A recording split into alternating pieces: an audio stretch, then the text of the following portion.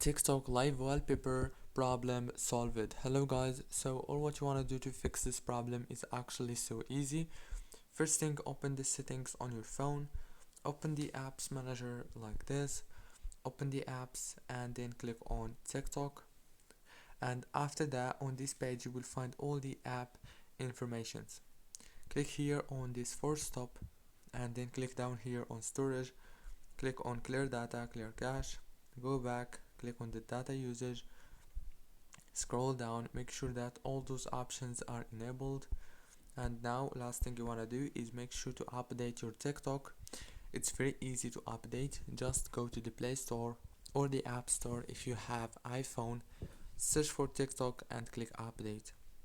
That's it guys. Don't forget to like, subscribe. Thank you for watching.